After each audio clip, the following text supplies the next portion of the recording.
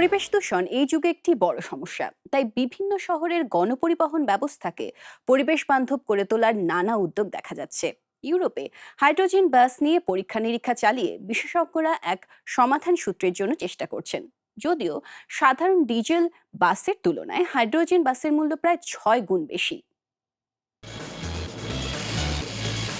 Hydrogen শক্তিচালিত বাস design করা মোটেই সহজ কাজ নয়। শহরে গণপরিবহনের জন্য প্রায় নির্গমনমুক্ত এই জ্বালানিকে আদর্শ বলা চলে, কিন্তু ফুয়েল সেলকে কার্যকরী করে তুলতে ইঞ্জিনিয়ারদের অনেক সমস্যা সমাধান করতে হবে। বেলজিয়ামের অ্যান্টওয়ার্প শহরে একটি প্রোটোটাইপ পথে নামানো হচ্ছে। সান রেমো ও অ্যাবারডিন শহরে আগে থেকেই কয়েকটি হাইড্রোজেন বাস চলছে। প্রকল্পের ম্যানেজার পোল জেনে বিষয়টি বুঝিয়ে বললেন।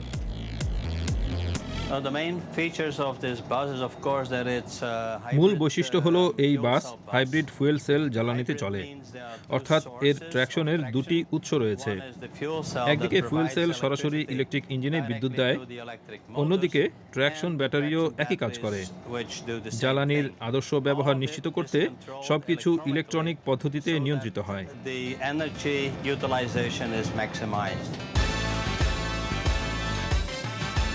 বিশেষ স্টেশনে প্রোটোটাইপ বাসের জ্বালানি ভরতে হয়। হাইড্রোজেন ট্যাঙ্ক ভরতে প্রায় 11 মিনিট সময় লাগে। বাইরের তাপমাত্রার উপর তা নির্ভর করে। সাধারণ পেট্রোল পাম্পে যে সতর্কতা বিধি চালু আছে, এক্ষেত্রেও তা মেনে চলতে হয়।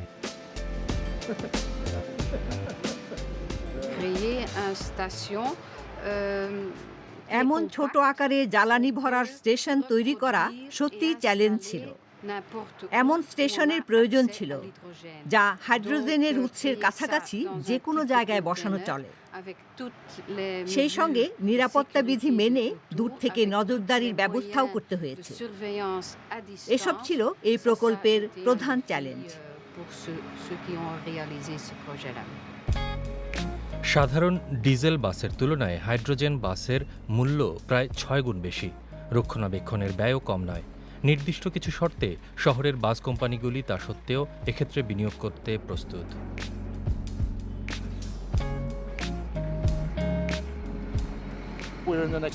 এই মুহূর্তে আমরা পরীক্ষামূলক স্তরে রয়েছি। অর্থনৈতিক দৃষ্টিভঙ্গি থেকেও সেটাই বাস্তব।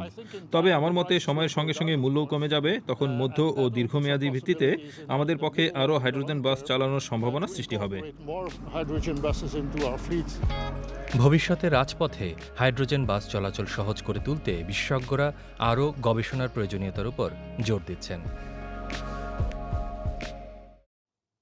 প্রিয় দর্শক, কেমন লাগলো আমাদের প্রতিবেদনটি? আপনার মন্তব্য বা কোনো প্রশ্ন থাকলে লিখুন নিচে মন্তব্যের ঘরে।